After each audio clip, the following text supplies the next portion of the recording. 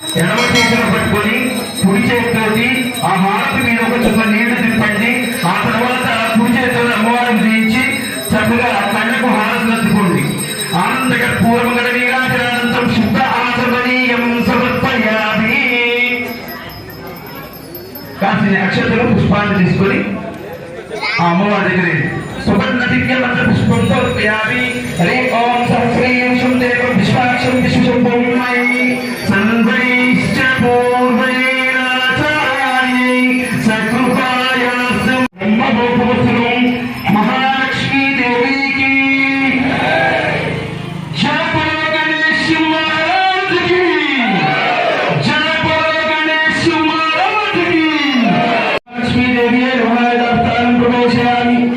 అలా పట్టించేటప్పుడు కాస్త పసుపు కుంకుమ వేసేసి అమ్మవారి